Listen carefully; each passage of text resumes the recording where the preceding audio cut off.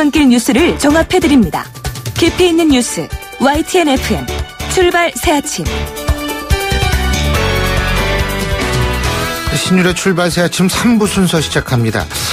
요새 휴가들 많이 가셔서 그런지 도로가 과거에 비해서는 좀 한산하다는 느낌을 많이 갖는데요. 자, 그럼에도 불구하고 지금 직장을 향해서 달려가시는 분들 혹은 지금 생업전선에서 뛰시는 분들 오늘 하루도 힘내시고요. 힘찬 하루 되시기 바라겠습니다. 신율의 출발 새아침 3부 순서 먼저 광고부터 들으시죠.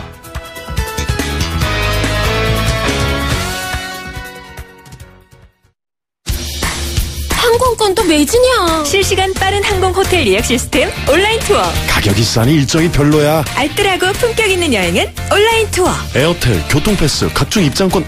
복잡해. 여행의 예약을 한 번에 온라인 투어. 기억하세요. 여행의 모든 해결 온라인 투어. 온라인투어.co.kr. 페이스 도루코 면도기, 도루코 페이스 면도기, 페이스 안전하고 부드러운 대한민국 면도기.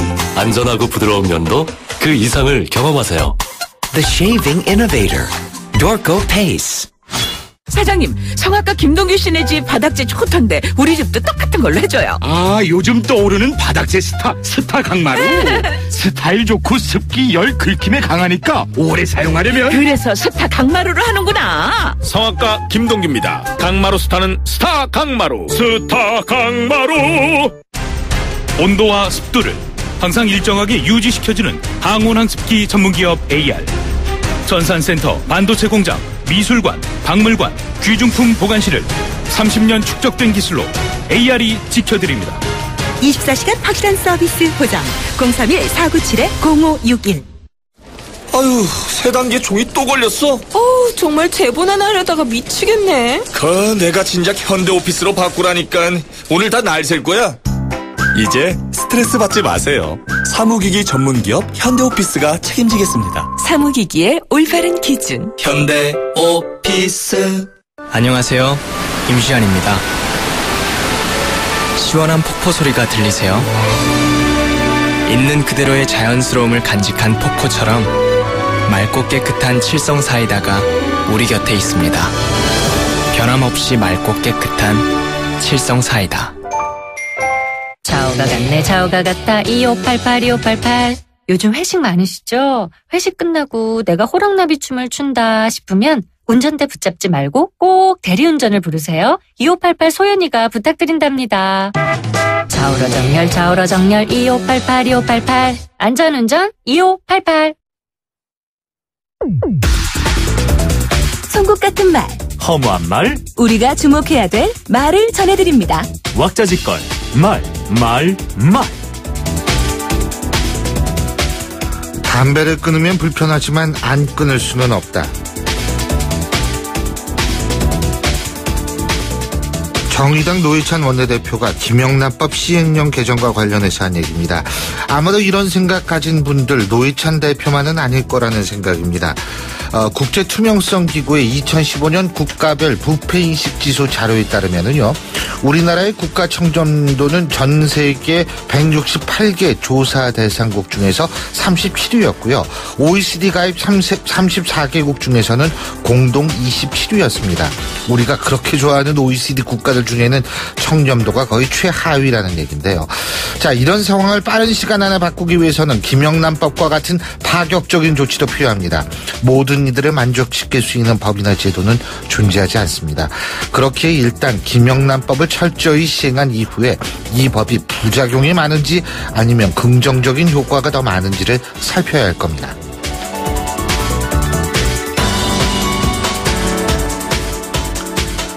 의경은 주로 대체 인력이고 직업경찰관에게 운전을 맡기는 게 간부들의 일반적 속성으로 추정된다.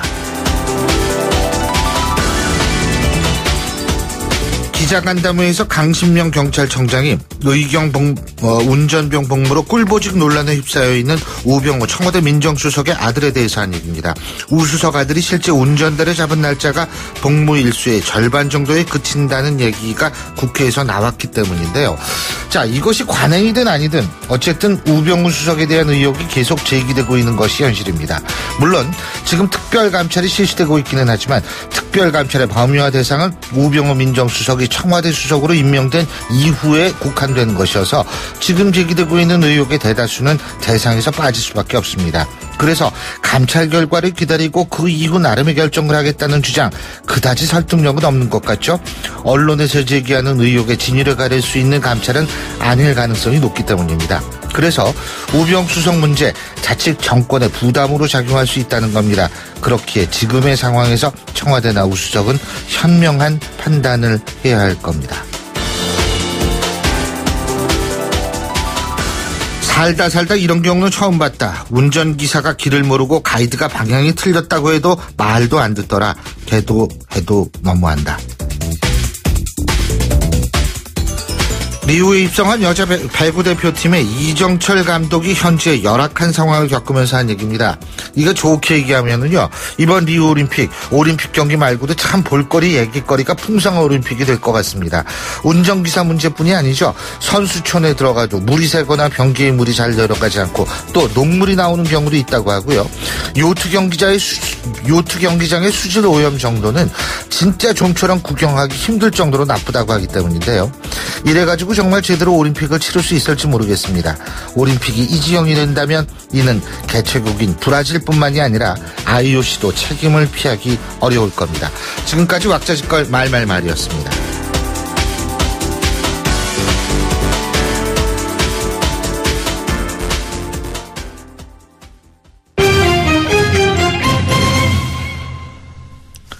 예, 주요 경제 뉴스 알아보겠습니다. 최요한 경제평론가 전화 연결되어 있습니다. 안녕하십니까? 예, 안녕하십니까. 최요한입니다. 예, 우리가 그 개인종합자산관리계좌 ISA, 그 중에서 1임형 있죠, 1임형. 그냥 예. 금융기관에 당신들이 알아서 해주셔, 이렇게 맡기는 거예요. 예. 이 1임형 개인종합자산관리계좌의 계좌 모델 포트폴리오, 우리가 흔히 MP라고 얘기를 하는데, 이 수익률을 부풀린 IBK 기업은행의 뻥튀기 공시 파장이 금융업계 전체로 퍼질 전망이라고 그러죠.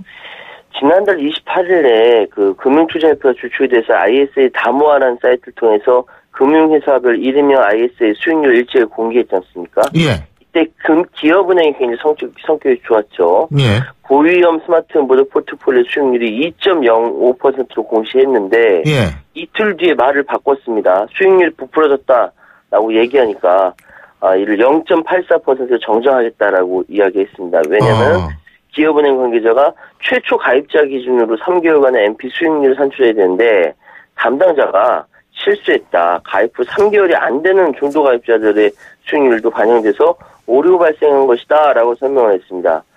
이러다 보니까 기업은행의 해명에도 불구하고 전체 ISA 수익률 공시에 대한 신뢰성의 의심을 받게 되니까 금융당국이 직접 대책 마련에 나선 것입니다. 예. 이 금융위원회가 이제 그 1임형 ISA 공시 수익률의 신뢰성 확보를 위해서 예. 여타 금융회사의 수익률 산출 과정도 점검하기로 했다. 예. 이 8월 중 표본 조사를 실시하고 문제가 될 경우엔 전수 조사에 나선다라는 것인데요. 금융 관계자가 기업은행의 수익률 산출 과정을 공시 기준에 따라 면밀히 확인해서 정확한 수익률을 정정 공시할 것이고 확인 과정에서 법규 위반 소지가 발견되면 금감원이 사실 확인 후 조치를 취할 것이다 라고 전했습니다. 현재 ISA 담화 사이트 내 기업은행 1임형 MP 수익률이 모두 다 지금 빠져 있거든요. 상황이 이러다 보니까 오류 공시 논란이 전체 금융업으로 업권으로 확산이 되면서 수익률 재산출의 신중을 다시 기하고 있는 모습 보이고 있습니다. 예, 그리고 주식거래 시장 어제부터 30분 연장이 됐는데, 효과가 기대만큼 크지는 못했다고 그러네요. 무슨 효과가 얼만큼 나타나지 못했다는 얘기예요? 예, 그러니까 거래대금이나 거래량에 대해서 좀 많이 많아질 것이다라고 기대했는데 그만큼 기대를 못했던 것 같아요. 지금 그 주식시장 정규장 거래 시간이 30분 연장된 첫날 2일 코스피와 코스닥의 거래대금과 거래량 증가 효과가 애초 기대에 미치지 못했다. 이게 이제 한국거래소에 따르면 코스피 거래대금이 4조 6,546억 원, 거래량은 3억 4,130만 주로 집계가 됐는데, 직전 거래일 거래대금인 4조 9,656억 원, 거래량 3억 6,111만 주에 미치지 못하는 수준이고요. 오히려 기간을 들려서 7월 전체 한 달 평균을 따져봤을 때는 한 12.9%가 늘어난 것이다라고 이야기합니다. 올 들어 일평균으로 비교해보면 겨우 1.8% 증가에 그친 것이거든요. 연장된 시간대가 3시부터 3시 30분까지의 거래 비중이 전체의 그 11%를 차지한 것으로 집계됐는데, 이 연장이 시작되기 전에 오후 2시 30분부터 3시 거래 비중이 13.3%, 오히려 그때가 더 많았었거든요. 이건 이제 코스닥이나 코스피나 코스닥 시장도 비슷한 양상을 띄었고요.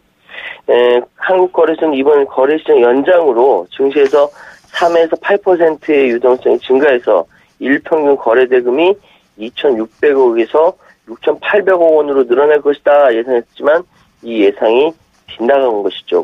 물론 전문가들은 거래 증가에는 시황적 요인이 많이 작용하기 때문에 시기에 따라 달라지기 때문에 당분간 추이를 좀 지켜보자라고 이야기하고 있는 겁니다. 자, 그리고 전 대부업체에 예. 이 연대보증을 쓴 사람들 중에서 27%가 20대 청년층이라고 나타난 모양이에요. 예, 그렇습니다. 대출 상환에 문제가 생길 경우 보증인 빚을 갚아야 되는데 일부 대부업체들은 청년층의 소득 수준도 제대로 확인하지 않고 무분별하게 보증을 세운 것으로 나타났습니다. 금융감독원은 무분별한 20대 연대보증의 제동을 걸기 위해 사전 위험고지와 소득 확인을 강화하기로 했는데요. 금감원은 그 10개 대부업체의 연대보증국 대출 8만 5천 건 가운데 20대를 보증인으로 세운 대출이 2만 3천 건으로 전체 27.1% 달했다고 어제 밝혔습니다. 대출금을 따지면 795억 원에 대한 연대보증을 20대가 서고 있었다는 것이죠. 대형 대부업체들이 연대보증 폐지에 동참하면서 연대보증 자체를 아예 취급하지 않는 업체가 2013년 7월 말 5개에서 올해 6월 말은 26개까지 늘었습니다. 하지만 일부 대부업체는 채권 회수가 편리하다는 이유로 여전히 20대 청년을 연대보증으로 세우고 있는데 20대는 채무 상환 능력이 부족한데도 친구나 직장 동료부터 쉽게 연대보증에 동의하는 경우가 많기 때문입니다. 그 대부업체들은 카드 사용 내역으로 연소득을 추정한 추정소득 확인서 등만 받는 식으로 20대 연대보증인의 소득 확인도 소홀히 한 것으로 확인됐고요. 따라서 금감원은 연대보증인이 20대 청년일 경우 연대보증의 위험과 법적 효력 등 사전고지를 강화하도록 대부업체들을 지도하기로 했습니다. 예, 말씀 여기까지 듣겠습니다.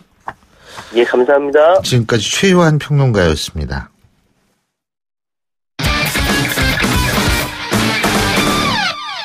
이번엔 스포츠 소식 알아보죠. 최동호 스포츠 평론가 전화 연결합니다. 안녕하십니까? 예, 안녕하세요. 예, 이 폭염경보, 폭염주의보가 발령될 정도로 지금 엄청나게 더운데 말이에요. 예. 그런데 이렇게 더운데 한낮에 어린 선수들이 축구 경기를 한다라고 하는데 이게 무슨 극기 훈련입니까? 뭡니까 이게? 예, 맞습니다. 이게 좀 많이 개선이 돼서 이 저녁 시간이나 오전 시간에 경기 열리는 데도 많이 있는데요. 네. 그런데 아직도 이 축의 한국 중등 연맹전이 지금 충북 제천에서 열리고 있거든요. 15세 이하 중학생 선수들이 참가하는 대회인데 이 한여름 무더위가 기승을 부리는 한낮에 경기가 열려서 이 선수 혹사 논란 또 학부모들의 원성을 사고 있습니다. 그러니까 오전 10시 이전 또 오후 4시 이후에 시작하는 경기는 뭐 한여름이다라고 하더라도 어느 정도 이해한다고 할 수 있는데 이 경기 대진표 보니까 오전 11시, 오후 2시 40분, 3시 40분에 시작하는 경기가 많이 있거든요. 3시 40분이면 제일 더울 텐데, 이게. 예. 그러니까 한낮 최고 기온이 35도, 36도를 오르내리는 불볕더위 안에서 이 중학생 선수들이 축구 경기하는 게 과연 정상적인가? 그래서 이렇게 이 한국 중등 축구 연맹이 좀 묻고 싶고요. 물론 이 연간 스케줄 단위로 대회를 준비하다 보면은 이 한여름 6, 7, 8월에도 경기를 해야 되는 피치 못할 사정도 있으리라고는 봅니다. 그런데 여름에 대회 열 땐 어린 선수들 감안해서 이 가장 이 무더운 시간대의 경기는 피하는 것이 상식이라고 보고요. 무슨 생각으로 이렇게 한낮에 경기를 진행하는지 좀 이해가 안 갑니다. 이게요, 사고가 난 다음에 뭐를 고치겠다고 하면 그건 소용이 없습니다. 그죠? 예. 그러니까 미리 그럴 가능성이 있을 때 미리미리 예방을 하는 자세가 필요한데 이 부분 분명히 좀 한국 중등 축구 연맹에서 생각을 해봐야 될 것 같네요. 예. 자, 리우 올림픽 얘기죠? 예. 이 대한체육회가 리우 현지에서 코리아하우스를 운영한다고 그러는데 어제 문을 열었는데 여긴 물 안 새요? 예. 이게 그러니까 올림픽 타운에 위치한 건 아니고요. 예. 이 대한체육회가 따로 이제 예산을 들여가지고 리우 시내에다 이제 마련을 한 겁니다. 예. 이 코리아하우스가 어떻게 운영이 되냐? 이 메달리스트 기자회견도 하고 이 국제 스포츠계 인사들과 이제 만남의 장으로도 활용을 하고 우리 선수들에 대한 이 한식 급식 센터도 마련이 된 겁니다. 그러니까 이 올림픽 동안에 우리 선수단의 이 사랑방 역할도 하고 이 취재와 스포츠 외교의 장으로 활용이 될 예정인데 예. 이 목표했던 것만큼 좀 많은 효과를 좀 얻었으면 좋겠습니다. 그렇습니다. 자, 그리고 우리가 흔히 드림팀이라고 부르죠. 이 미국 농구 대표팀이요. 어제 예. 리우에 도착을 했는데 역시 NBA 선수들인 것 같아요. 유람선 타고 왔다며요? 호화 유람선. 예, 그렇습니다. 아이고, 예. 예. 미국 농구 대표팀이 이 92년에 이 바르셀로나 올림픽에서 NBA 선수들이 참가하면서 우리가 흔히 이제 얘기하는 드림팀의 이 원조인 팀이거든요. 예. 근데 이 올림픽 기간 동안에 초호화 유람선에서 머무를 예정입니다. 어제 유람선이 리우에 도착을 했고요. 이 유람선이 8개 층에 196개의 객실을 갖춘 유람선인데 예. 우리가 상상하는 그대로 배 내부에 수영장, 나이트클럽, 피트니스 센터, 카지노 다 갖췄습니다. 스위트룸 1박 비용이 1,500만 원이라고 하는데 이런 거 보면 참 이 NBA스럽다 이런 생각이 들기도 합니다. 진짜 그러네요. 예. 자, 그리고 어쨌든 리우 올림픽에 대한 비판이 공개적으로 드디어 나오기 시작을 했는데 뉴욕타임스가 리우 올림픽이 가장 무질서하고 걱정스러운 대회가 될 것이라고 혹평을 했네요. 그죠? 예. 뉴욕타임스까지 이제 나서서 뉴욕타임즈는 사설에서 이 혹평을 했습니다. 리우 올림픽이 가장 무질서하고 걱정스러운 대회가 될 것이다 이렇게 혹평을 했는데 예. 이런 혹평의 배경에는 또 다른 충격적인 사실이 공개가 됐기 때문이거든요. 네. 이게 뭐냐면은 AP통신이 리우데자네이루 해변의 수질을 분석했습니다. 그 결과가 놀라운데 미국과 유럽 기준치의 170만 배가 넘는 바이러스가 검출된 겁니다. 170만 배. 예, 그 170배가 아니라 170만 배입니다. 그러니까 이 정도 수치면은 이 수영과 요트 선수들이 한 모금만 마시게 돼도 이 복통이나 호흡기 이상 증상, 심지어 뇌염까지 초래할 수 있다고 보는데요. 이 수상 종목 경기가 열리는 해변의 이 수질 오염 오래전부터 심각하게 지적이 되어 왔는데 결국 이 개선되지 않고서 올림픽을 치르게 됐습니다. 170만 배면 이거 거의 뭐 바이러스국이네, 고깃국이요. 예? 근데 이게 리우데자네이루의 생활 폐수가 예. 정화가 되지 않고 인근 해변으로 곧바로 유입이 된다고 합니다. 그러니까 이럴 수밖에 없죠. 이렇게 엉망이면 다음번에 올림픽 하는 데는 그냥 가만히 있어도 저절로 올라가겠네요. 예? 예, 다음번에 이제 도쿄올림픽입니다. 그런가요? 예. 도쿄인가요?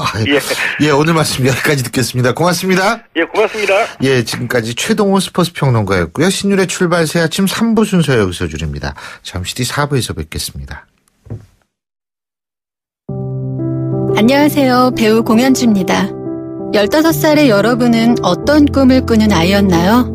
제가 케냐에서 만난 15살 소녀 도린의 꿈은 의사가 되는 것인데요. 학교에 가는 것을 무척 좋아하는 도린이 학교를 빠질 수밖에 없는 이유는 단지 여자로 태어났기 때문입니다.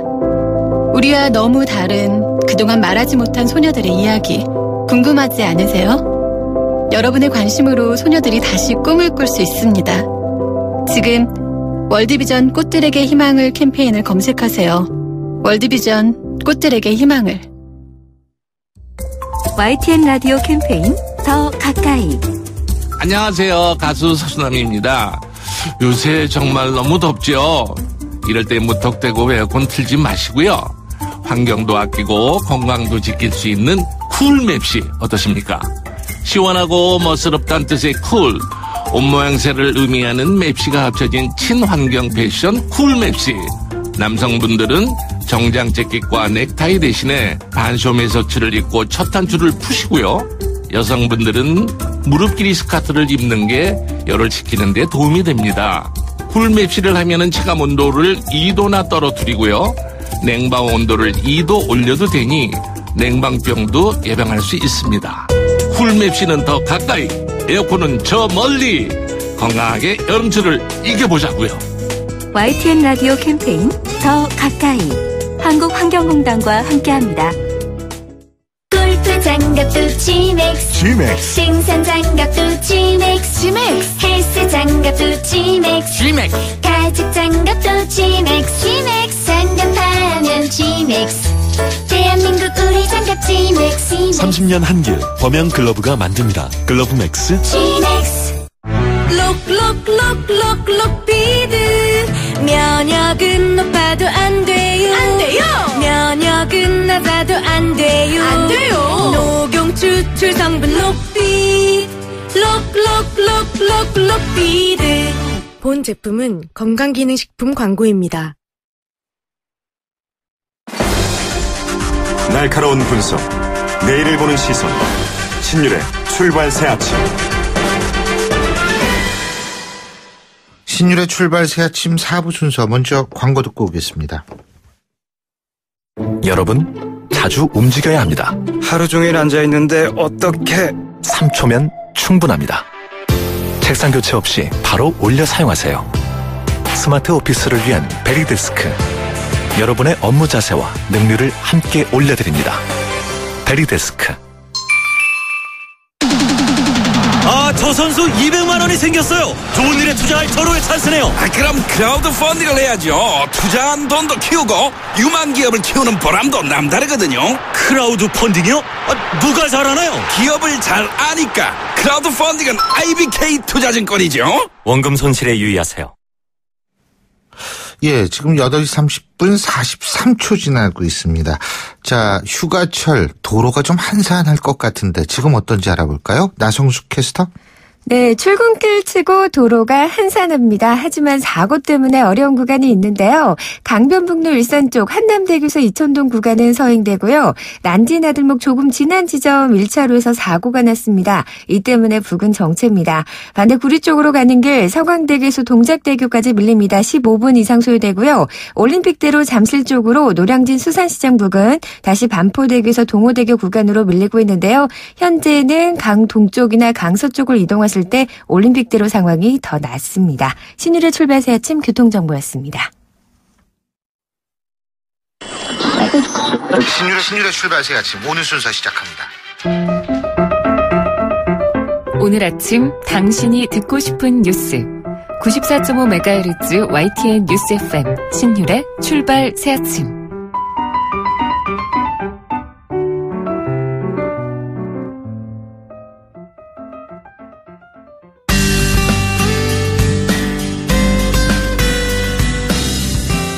안녕하세요. 시민발언대 리포터 이혜미입니다. 지난달 31일 부산 해운대에서 7중 추돌 사고가 있었는데요.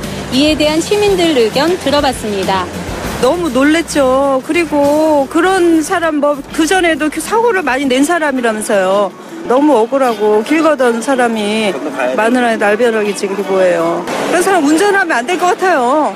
너무 마음 아프지. 중학생이 죽었다는 여중생인가 여행 온 엄마하고 아들도 죽고. 그런 사고를 전력 있는 사람은 면허를 취소를 시키던지 그런 사람은 처벌이 좀 강하게 했으면 좋겠어요.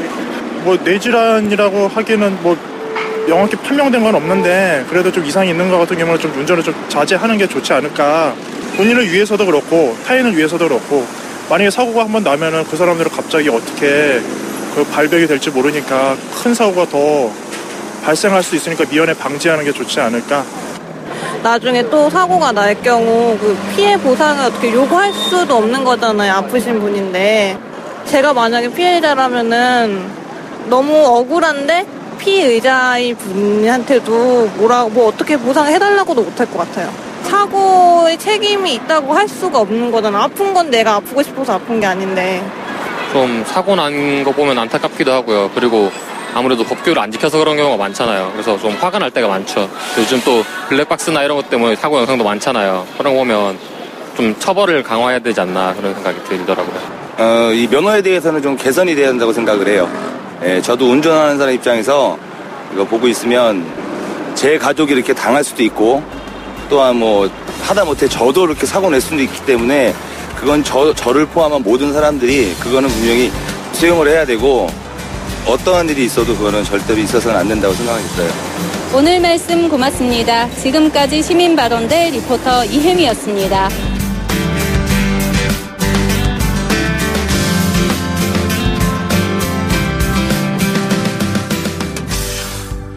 예, 여러분도 들으셨습니다만 어쨌든 이 병 때문이라든지 다른 이유에서 심신이 지극히 미약한 상태에서 운전대 잡는 게 우리 일반 시민들 얼만큼 위험하고 또 해서는 안 되는 일이라고 생각하시는지 한번 들어보셨는데요. 자, 이런 얘기 들은 이유 여러분 다 아시죠? 지난달 31일에 부산 해운대에서 아주 끔찍한 사고가 일어나서 정말 귀중한 3명의 생명이 목숨을 잃는 그런 사고가 발생을 했기 때문입니다. 자, 그래서 지금부터는 바로 이 문제에 대해서 좀 집중적으로 검토해 보겠습니다. 서울시립대 교통공학과 이수범 교수 연결합니다. 이 교수님 안녕하십니까? 예, 안녕하세요.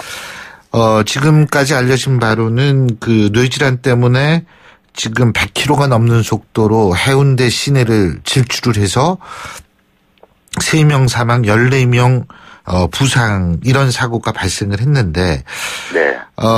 문제는 지금 이 사람이 뇌전증이라는 질환을 앓고 있었다라는 거 아니겠어요? 그죠? 예, 그렇습니다. 근데 예, 말씀하시죠, 교수님. 예, 그 뇌전증이라는 그런 증상이 있는 사람들은 원래 운전을 하면 안 되게 되어 있거든요. 법규로 그렇게 돼 있습니까, 지금? 예, 그렇습니다. 그래서 이제 그럼에도 불구하고 이제 운전을 했다는 것이 현행 그 이제 뭐 제도적인 어떤 여러 가지 문제점이 있다 이렇게 얘기할 수가 있는 거죠. 우리가 이제 뇌전증 예전에는 이것을 이제 간질이라는 질환 이름으로 흔히들 많이 불렀죠, 그죠? 예. 근데 지금 법적으로 이 간질 뇌전증이 면허 취득의 불가 사유 중에 하나다 이런 말씀이신데요. 예, 맞습니다. 그런데 그렇다면은 이거는 면허를 내줄 때 체크를 제대로 안 했다라는 얘기네요. 그렇죠. 이제 현행 면허 제도에서 뭐 몇 가지 그 검사를 하지만 실질적으로 이 어떤 사람이 그런 뇌전증이 있는지 없는지까지 검사를 하는 그런 시스템은 갖춰져 있지 못하다. 그러니까 뭐 의사가 뭐 미리 검사를 해서 이 사람은 뇌전증이 있다. 그래서 그걸 미리 알려주지 않는 한, 그 현행 그 면허 즉 뭐 도로교통공단이라든지 이런 데서 면허를 담당하는 부서에서 그 정도를 체크할 수 있는 능력은 갖춰져 있지 않다라는 게 현실입니다. 하지만은 물론 이제 운전면허를 할 때 무슨 전체를 다 그 건강검진 받듯이 신체검사를 할 수는 없는 일이겠죠. 하지만 그렇죠, 예. 중요한 것은 의료보험공단과 그죠? 네. 의료보험공단과 도로교통공단이 정보를 공유하게 된다면 예? 네.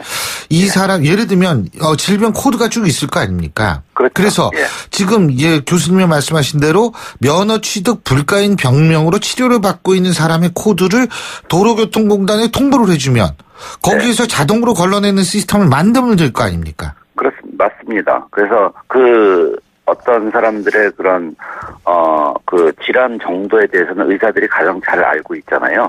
그러면 그것을 담당하는 의사들이 이런 병들에 대해서는 이건 운전을 하면 안 되는데 그래서 그걸 법적으로 정해놓고 그런 유형의 병명이 있는 사람들에 대해서는 그 관할 그 면허 담당하는 부서에다가 통보를 해주고 그래서 정밀 검사를 하든지 뭐 이런 추후에 그런 어떤 프로세스를 갖추도록 그런 제도적인 장치가 필요하다는 거죠. 그렇죠. 근데 그게 왜 안 되고 있을까요, 여태까지? 그래서 그래서 어느 정도 형식적으로는 되고 있는데 의사들도 바쁘다 보니까 뭐 이렇게 크게 이걸 꼭 해야 된다라는 생각을 못 하고 있는 그런 부분들이 의사들한테 있고요. 의존할 것이 아니고요. 그렇죠. 예를 들면은 요새 프로그래밍 같은 거 잘 돼 있으니까 예를 들면은 의료보험공단에서 특정 질병의 코드 번호만 넘기면은 그 코드 번호에 해당하는 사람들이 면허를 못 따게끔 자동으로 걸러낼 수 있는 거.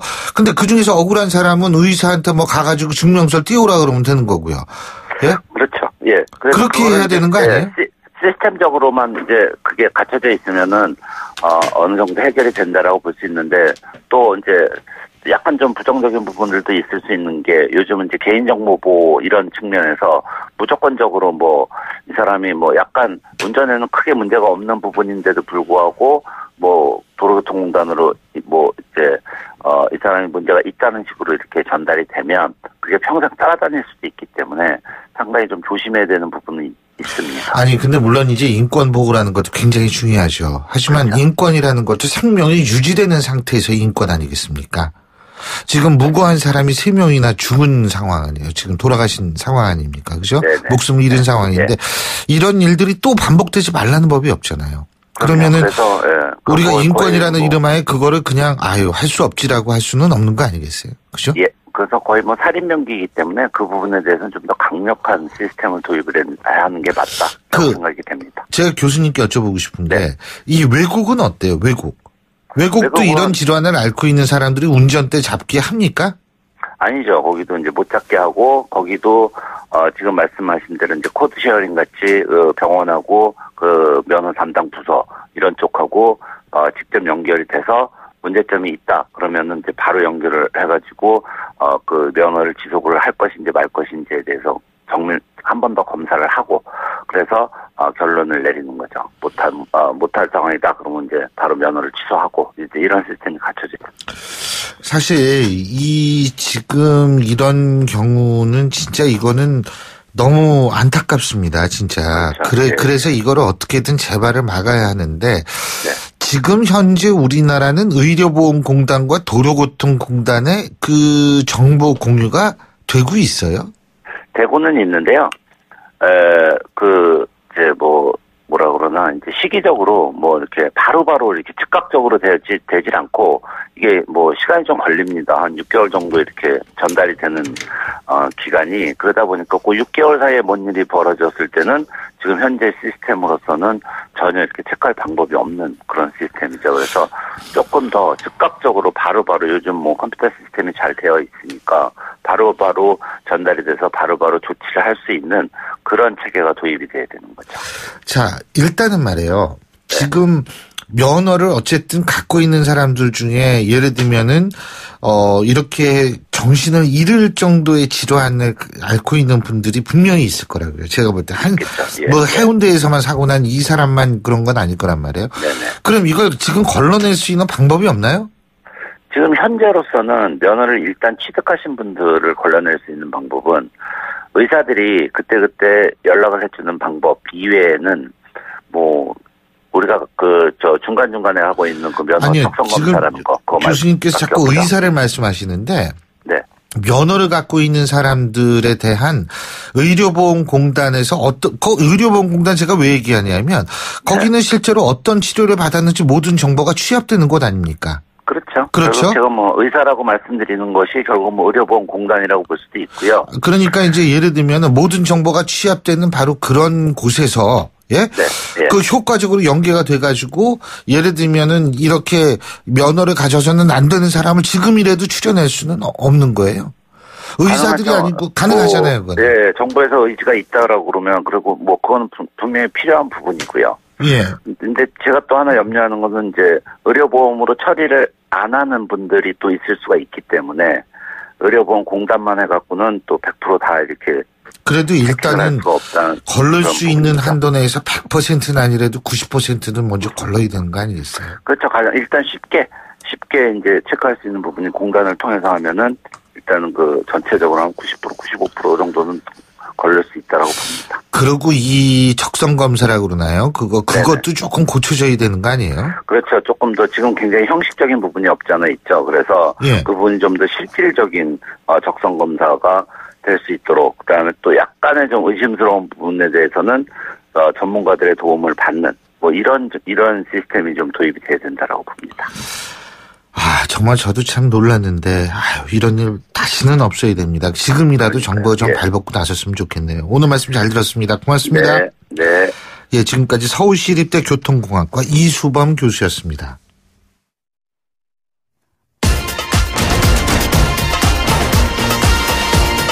여러분이 지금 듣고 계신 주파수는 FM 94.5MHz입니다. YTN 뉴스 FM.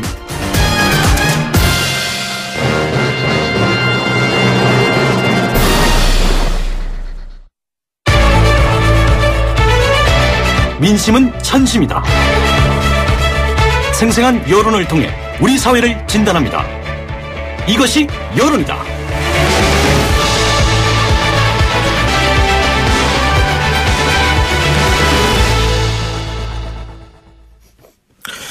예, 7월 26일이었죠. 통계청이 인구 동향 발표했습니다. 근데 이거 보면은요, 올 1월에서 5월 중에 혼인과 출산 건수가 역대 최저치를 기록을 했습니다. 한마디로 저출산 문제가 이제 굉장히 심각해진다, 이렇게 볼 수 있는데요. 자, 오늘은 변화하고 있는 결혼과 출산에 대한 우리 국민들의 인식 살펴보겠습니다. 여론 분석 전문가시죠? 오피니언 라이브의 윤희용 센터장 스튜디오에 나와 계십니다. 안녕하십니까? 예, 안녕하십니까? 예. 이게요, 지금 이화여대 사태 아시죠? 네. 예? 저 평생 교육하는 단과대학 만드는데 학생들이 반발하고. 이거 왜 만드느냐? 학생들이 줄기 때문에 만드는 거예요, 그렇죠. 이거. 그러니까 이게 저출산 문제가 이 정도로 지금 우리 사회에 직접적으로 파급 효과를 한다. 이거 사실 지금 딴 대학 다 만들거든요. 이대만 만들겠다는 게 아니거든요. 근데 이대 학생들이 이제 반발을 하는 그런 건데. 자, 먼저 결혼 꼭 해야 한다고 보는 비율 어느 정도 되는지부터 살펴보죠. 예, 그러니까 한국보건사회연구원에서 지난해 8월부터 10월 말까지 기혼 여성과 미혼 남녀 무려 13,392명을 대상으로 이제 굉장히 큰 조사를 했는데요. 그래서 최근에 이제 결과를 발표를 했습니다. 그래서 오늘은 주로 이제 미혼 이제 남녀들이 어떻게 생각하는지 말씀드릴 텐데, 방금 말씀하신 이제 결혼을 꼭 해야 되는지, 결혼에 대한 이제 태도에 대해서 물었는데, 필요성에 대해서 결혼에 대해서 긍정적인 태도를 가지고 있는 비율이 미혼 남성의 경우에 60.9%였고요. 미혼 여성은 39.7%로 나타났습니다. 그러니까 미혼 여성의 39.7%가 결혼이 이제 필요하다라고 하는 이제 긍정적인 태도가 결국 거꾸로 얘기한다면 60%가량은 필요가 없다는 얘기 아니에요? 그렇죠. 예? 근데 우리 윤희용 센터장께서는 결혼이 필요하다고 생각하십니까? 저는 좋다고 생각하는데. 그죠? 네. 지금 이 부인 되시는 분이 지금 이 라디오 듣고 계시는 모양이네. 네. 아까 방송엔 다르게 얘기하던데. 그거 농담이었습니다. 예. 근데 그러면 남성은 60%가 긍정적으로 보는 거죠. 네. 야, 이거 이렇게 불균형인가? 이게 이제 보면은 남성도 60% 넘으니까 또 어떤 분들은 좀 높다 생각보다 이렇게 생각하실 수 있는데, 제가 이제 긍정적인 태도라고 말씀드렸는데 여기는 반드시 해야 한다는 응답이 있고 결혼하는 편이 좋다는 걸 합친 거거든요. 그러니까 반드시 해야 한다고 하는 적극적인 응답은 굉장히 미미한 수준입니다. 남성 같은 경우에, 미혼 남성 같은 경우에 반드시 결혼해야 한다 18.1%밖에 안 나왔거든요. 낮은 거고. 여성은 뭐 더 낮죠. 여성은 반드시 결혼해야 한다가 7.7%니까 뭐 긍정적인 비율은 아까 60.9%, 39.7% 말씀드렸는데 그중에서 적극적 응답은 훨씬 더 작고요. 그다음에 지금 여성들 같은 경우에 이제 이 결혼을 해도 좋고 하지 않아도 좋다. 뭐 이른바 이제 아침밥처럼 생각하는 건데요. 먹어도 좋고 이제 안 먹어도 좋다는데 이런 응답이 여러 선택지 중에서 가장 높았는데 무려 52.4%. 그러니까 절반 미혼 여성의 절반 이상이 이제 결혼을 어떤 이제 선택으로 생각하는 경향들을 보여주고 있어서 전통적인 결혼관에서의 변화하는 흐름이 매우 이제 강하게 나타나고 있다, 이렇게 볼 수 있을 것 같습니다. 자, 그러면 말이에요.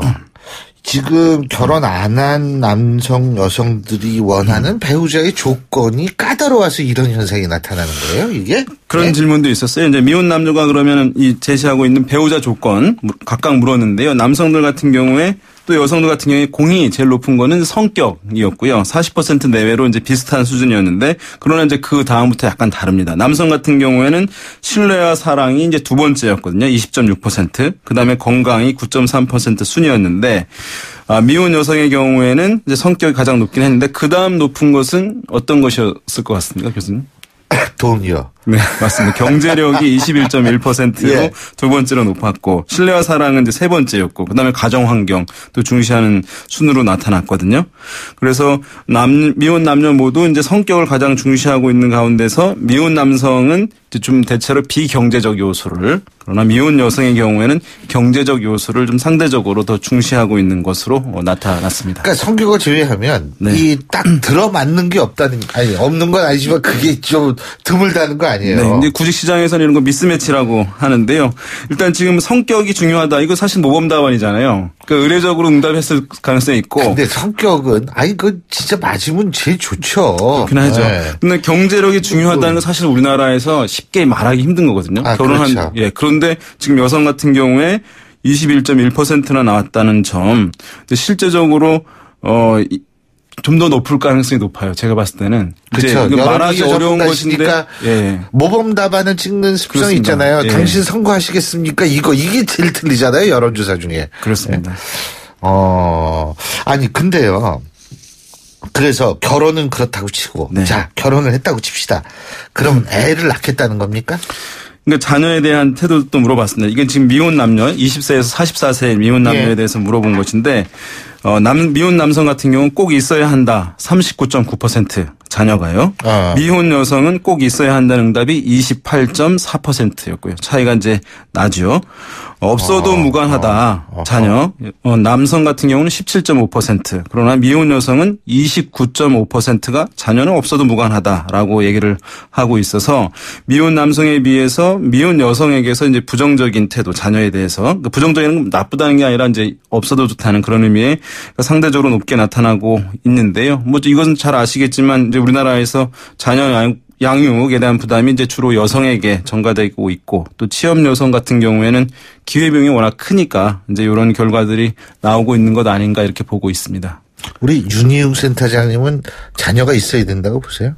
있으면 좋을 것 같아요. 여기 이제 가장 높은 것은 있는 것이 없는 것보다 나을 것이다. 이 응답이 이제 남녀 비슷하게 한 40% 정도 나왔거든요. 지금 센터장님은 이거예요, 그러니까?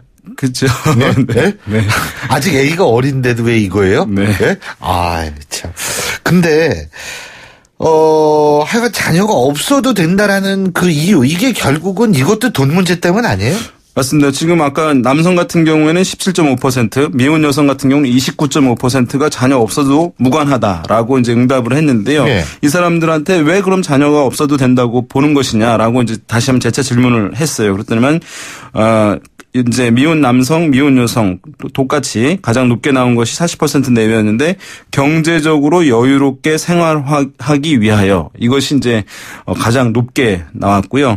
그 다음으로 이제 남성 같은 경우에는 부부만의 생활을 즐기고 싶어서 30.1%, 또 자녀가 있으면 자유롭지 못할 것이기 때문에 26.9% 이런 순으로 나왔고요. 여자 같은 경우에는 뭐 경제적으로 여유롭게 생활하기 위하여가 가장 높았고, 그다음 자녀가 있으면 자유롭지 못할 것이기 때문에 부부만의 생활을 즐기고 싶어서 이제 이런 순으로 나타났는데요. 어쨌든 미혼 남녀 모두 자녀가 필요 없다고 생각하는 사람들의 그 이유, 경제적 요인이 상대적으로 가장 이제 높게 나와서 그것이 이제 경제적인 문제가 자녀에 대한 뭐 필요 여부에 대한 인식에도 영향을 주고 있다. 이렇게 볼 수 있을 것 같습니다. 사실이요. 예? 이게 전체적으로 보면 결국은 돈 때문에 결혼도 안 하려고 그러고 돈 네. 때문에 애도 안 낳으려고 그러고 그런 거 아니에요. 간단히 얘기한다면. 돈만 많으면 결혼도 하고 애도 낳겠다 이거 아닙니까? 맞습니다. 이제 조사 중에 뭐 이제 사회적인 여건, 결혼을 위해서 이런 것 물었는데 가장 높게 나온 것이 뭐 경제 활성화, 뭐 고용 안정 이런 것이었거든요. 사실 이제 그렇죠. 이런 것은 국가 발전을 위해서 뭐가 가장 필요하냐, 정부가 가장 중점을 둬야 하는 정책이 무엇이냐 할 때 블랙홀이라고 저희가 부르는 거예요. 경제 활성화, 경기 활성화, 뭐 고용 안정. 그런데 이제 결혼과 관련한 조사에서도 경기 활성화, 경제 활성화, 고용 안정 이런 것이 이제 블랙홀, 그러니까 모범 답안, 가장 모범 답안이 되고 있는 것이니까 말씀하신 대로 경제 관련한 문제 부분이 이제 결혼 출산의 뭐 가장 핵심적인 요인이 이제 이미 되어버렸다라고 봐야 될 것 같습니다. 그렇군요. 이 경제. 근데 사실 또 결혼할 때 결혼 비용도 이게 사실 만만치가 않거든요. 그렇지 않습니까? 네. 집 사야지 뭐 이런 거 만만치가 않으니까. 네, 맞습니다. 근데 집을 제외하고 결혼 비용 대충 어느 정도 생각하고 그런 경우 이제 물었는데요. 네. 얼마 정도 이제 결혼 비용이 필요하냐, 적정하다고 보느냐 했는데 남자와 여자가 약간 달랐어요. 예. 그러니까 미혼 남성 같은 경우는 가장 높았던 게 1,000만 원에서 2,000만 원 이하. 이것이 이제 29.4%로 가장 높은 응답이었는데 미혼 여성이 적정하다고 생각하는 결혼 비용은 이제 그거보다 한 단계 높은 2,000만 원에서 3,000만 원 이하. 그러니까 39.9%로 가장 높아서 여성 같은 경우 좀 결혼 비용에 대해서 약간 남성보다는 높게 잡고 있는 부분이 이제 조사에서도 확인이 되고 있는 그런 상황입니다. 이것은 이제 아까 말씀하신 대로 주택 비용은 이제 제외하고 순수 결혼과 관련한 결혼식과 관련한 비용입니다. 이게 있잖아요. 남녀간의 사랑이 가장 중요한 게 남녀간에 있어서 사랑이 제일 중요하다고 생각해야 되는데 현실이 그렇지 못하죠. 예. 네, 그렇습니다. 자, 오늘 말씀 잘 들었습니다. 고맙습니다. 네, 감사합니다. 예, 이것이 여론이다. 지금까지 오피니언 라이브의 윤희웅 센터장이었고요. 자, 신율의 출발 새 아침 화요일 순서는 여기서 모두 줄이겠습니다. 자, 오늘도 뭐 소나기 내리는 지역이 많다고 하는데요. 오늘 하루 여러분 어제보다 훨씬 더 나은 하루 되시기를 바라겠고요. 전 내일 아침 7시 15분에 다시 오겠습니다. 신율이었습니다. 고맙습니다.